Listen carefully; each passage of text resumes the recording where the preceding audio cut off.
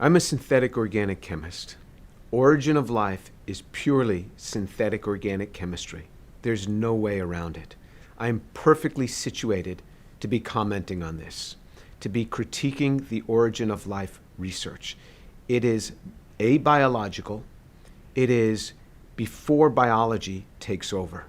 This is purely synthetic organic chemistry.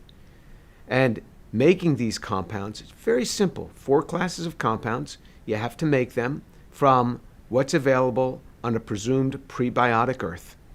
And so the chemistry is not hard for a synthetic organic chemist to follow, and any trained synthetic organic chemist can follow me on this.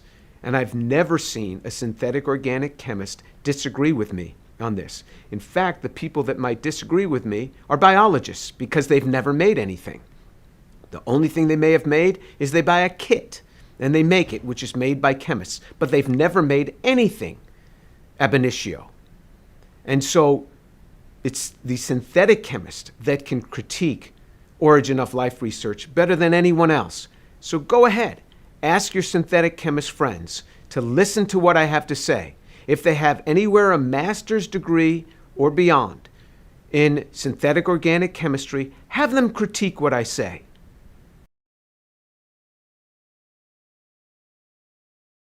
We do not know how to build even a simple bacterium. The simplest bacterium with its 256 protein coding genes, we have no idea how to build it. First of all, we don't know how to build the molecules, the 4 classes of molecules that are needed for it.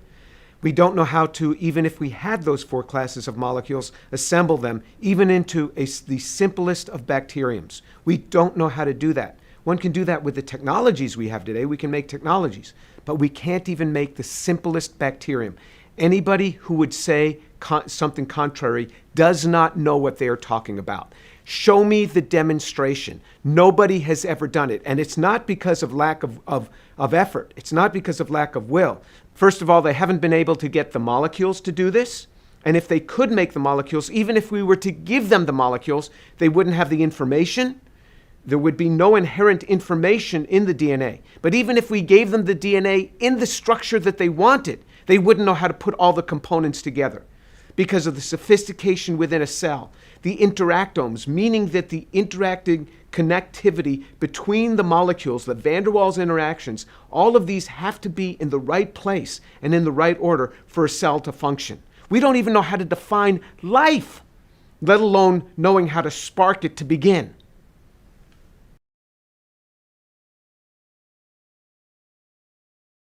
When one looks at a typical textbook, one will see some prehistoric pond and molecules, and those molecules coming together and forming a cell, and those cells coming together and some slithering creature coming out of this pond.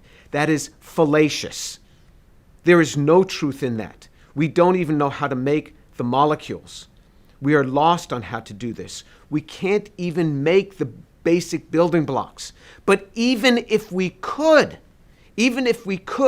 from prebiotic type environment to make these, with all the intellect that we put into this, even if we could make them, we have no idea how to assemble them. You say, well, we can make the liposome, the cell membrane. We cannot. There's over 40,000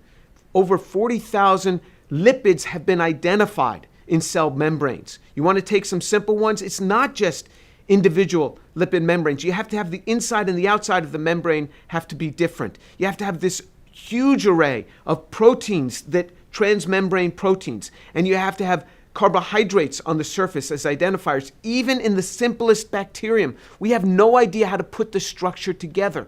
It's not there. So not only do we not know how to make the basic components, we do not know how to build the structure even if we were given the basic components. So the Gedanken experiment is this: even if I gave you all the components, even if I gave you all the amino acids, all the protein structures from those amino acids that you wanted, all the lipids in the purity that you wanted, the DNA, the RNA, even in the sequence that you wanted, so I'm even giving you the code. And so now I say, and all the nucleic acids, can you now assemble a cell here in your individual bodies, not in your individual laboratories, not in a prebiotic cesspool, but in your nice laboratory? And the answer is a resounding no. And if anybody claims otherwise, they do not know this area.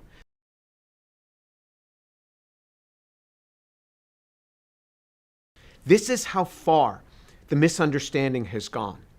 Even science professors, even biology professors, think that there is a near building of life, that we understand all the ways to build life. We do not. Not only have none of the molecules been made ab initio under prebiotic-like conditions to make the homochiral molecules that are made. Remember, we need 4 classes of molecules. We need the nucleic acids, and then the homochiral systems that for the amino acids, which then need to be built up into protein structures. We need the carbohydrates, which have to be built up into the polycarbohydrate structures. And then we need the lipids, which also are chiral. All of these we need in homochiral form. We don't know how to do this in any prebiotic type scenario at all. These have not been made. And then to assemble these into a cell, it's never been done. So there's a gross misunderstanding. And this misunderstanding has come because of the projections of those who work in the area of origin of life. They do one little thing and then they extrapolate it, and then they work with the press to ramp it up even more, and they project as if they really know it. And so the layperson reads this and says, you see, scientists understand. And then it's not just the layperson. Scientists think that other scientists understand all of this, but they do not. There's a great negative outcome of this beyond just leading the audience, leading the general public astray. What happens ultimately is you end up with 100 million people in the United States that no longer believe this. And then you have the scientific elite saying, why is there 100 million people that don't buy into this? And that distrust will go beyond just that particular topic. It will extend into other topics. And so it yields a distrust of science.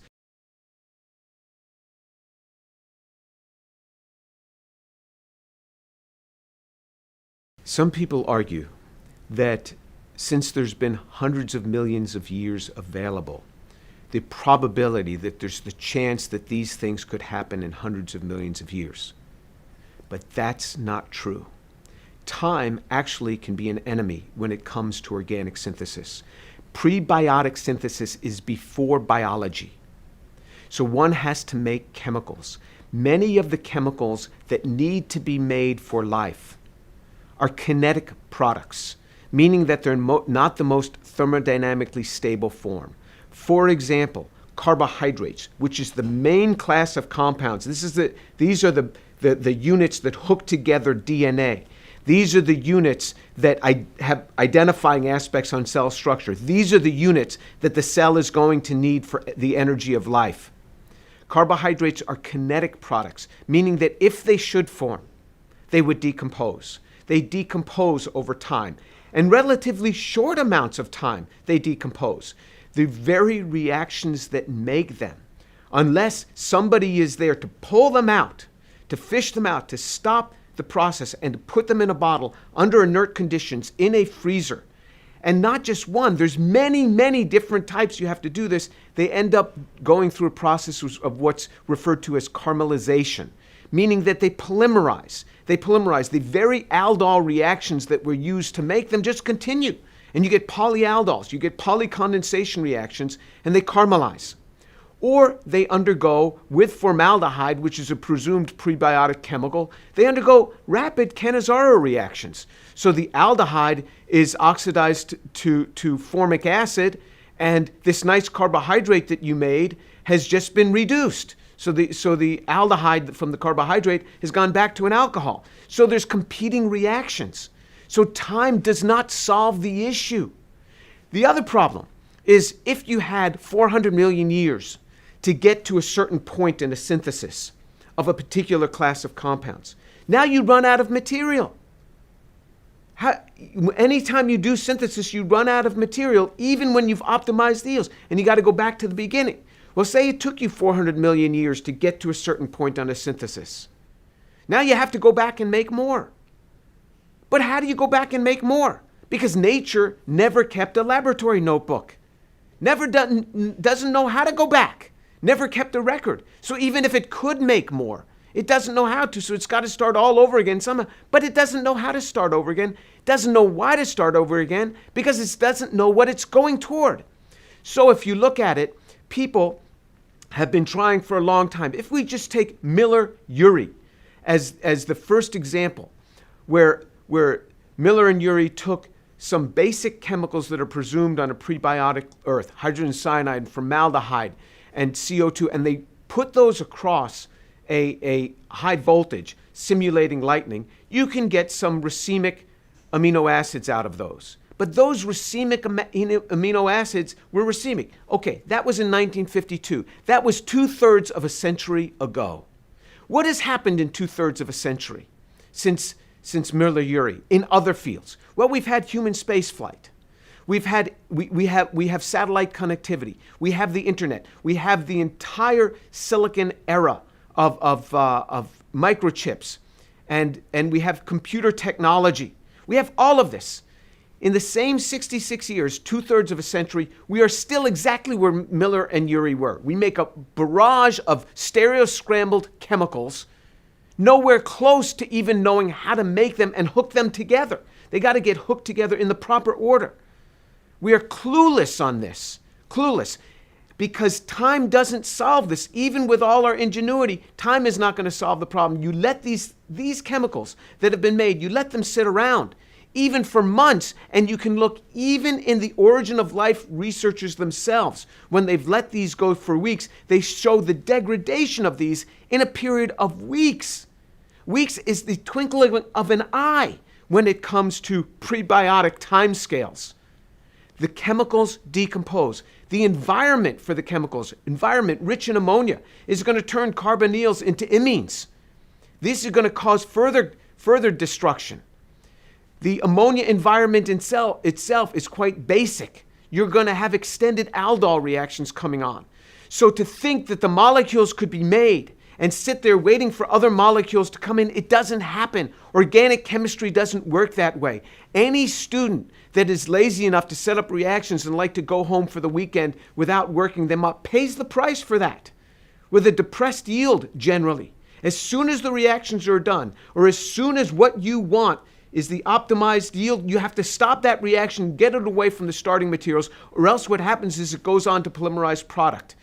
Especially when you're making kinetic products, which is not the thermodynamically most stable product, which is exactly what you get in many of the chemicals that are needed for life. So time is actually the enemy.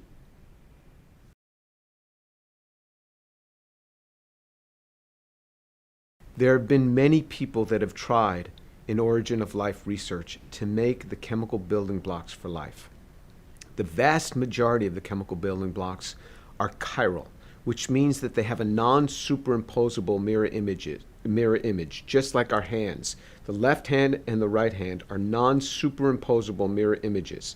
They're mirror images, but they can't be superimposed, and that's why a left-handed glove doesn't fit on the right hand. The vast majority of biological molecules are handed like that. To make them handed is difficult. We know how to do that in synthetic chemistry. It's never easy. Using prebiotic environment, it's never been successful. Some have said, well, this could happen on a chiral crystal. One can get small enhancements, but not nearly what you need, and it's never been demonstrated, even with all the intellect that people have put behind trying to do this with chiral crystals and chiral layered environments and chiral clay environments. The chemicals that are needed for life are more than just carbon and water.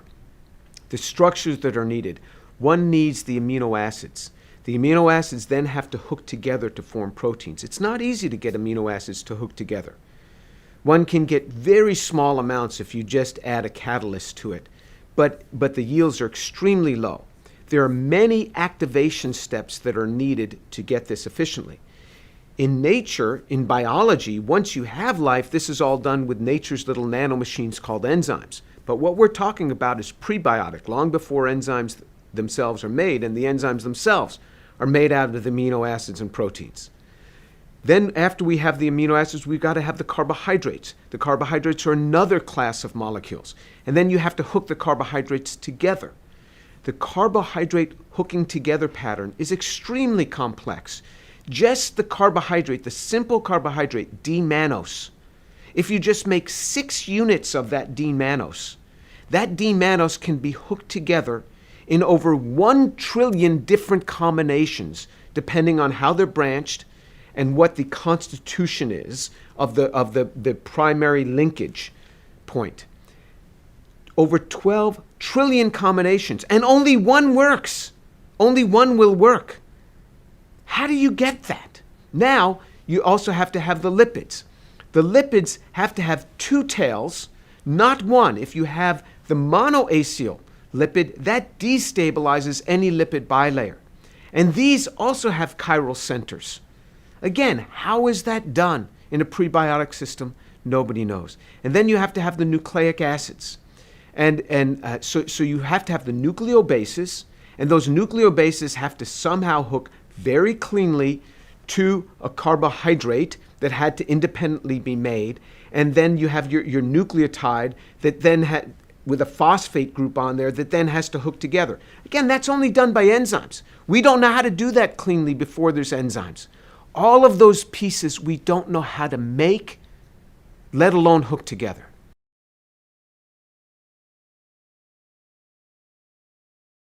Some might suggest that there are certain laws that we don't yet know, undefined laws, that would dictate the origin of first life. It's very hard to comment on something that we don't know anything about. However, one would have to have law upon law upon law upon law, one after another, to make the requisite molecules needed for life, and then to have those requisite molecules assembled. Because even if one had the molecules, which is very hard to do, how do you do the assembly? We don't know how to do that. Now, if there's some law to do this, remember, just the interactome, just the protein-protein interactions within a single yeast cell, the 3,000 proteins, it's 10 to the 79 billion power on the possible combinations of just the interactome.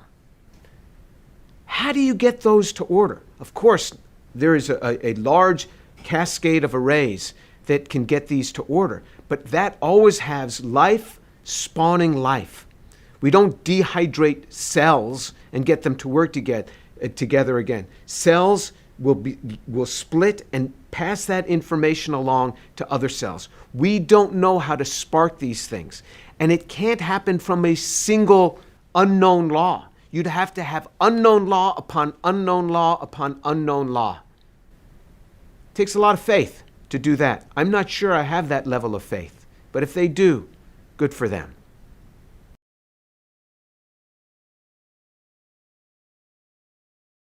Every year we understand more about the complexity, so we are more befuddled now than we were in 1952, because we found that this is not just a massive protoplasm, highly complex environment. So when a cell wants to move material from point A to point B, it's a factory. You go to a factory, what do you see? You see these overhead carriers carrying machined parts from point A to point B. That's exactly what happens in a cell. You want to carry material from point A to point B, a microtubule will form between point A and point B. And then materials will transfer across that. But then what happens is that microtubule then dissolves and then is reconstructed somewhere else where you need other material transferred between any other 2 points. Why does a cell go through this? Because if it kept all of those microtubules in place, it would become too rigid and it couldn't function, and it would run out of the building blocks to build more microtubules. So it has the ability to morph its structure of its factory on the fly, something we don't even know how to do. The complexity of this is so grand. And the complexity becomes more and greater every day when we start understanding the complexity of the interactome, which is not merely protein-protein. You have protein-DNA interactions, the interactomes between these, the van der Waals interactions between these, the non-covalent bonds, just the way these two interact. And information is passed through these non-covalent interactions. Information is passed through something that physicists call virtual photons. The complexity is so great, and it gets harder every year. So in many ways, we're getting further from understanding origin of life every year once we understand the greater complexity of the cell.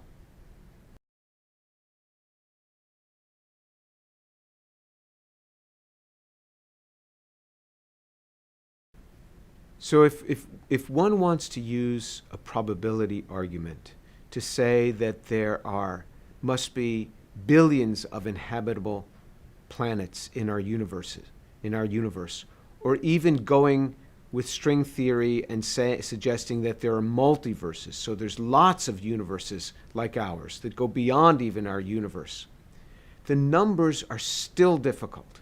So remember, just the protein interactions in a single yeast cell are 10 to the 79 billion combinations.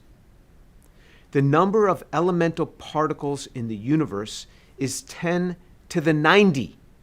We got 10 to the 90 elemental particles in our universe, let alone planets.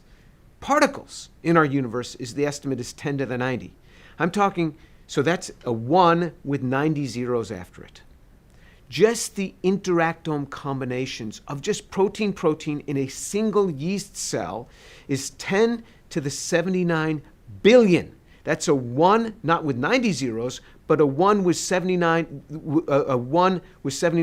billion zeros after it. These are the types of numbers we're talking about. It's hard to fathom. Then in addition to just those 3,000 proteins that are there in that single yeast cell, you still need all the DNA, all the RNA. You need to have all the carbohydrates. Remember, the carbohydrates have all their own definition order by the way they're hooked up. Remember, just D-mannose, you can put more information in the carbohydrates that are on a cell surface than you store in DNA and RNA combined. And that information has to come from an original DNA template plus a series of other enzyme cascades. All of this is in that cell in addition to those interactomes. It's very complex. Origin of life is a complex problem, and it's hard to throw this at the feet of just large numbers.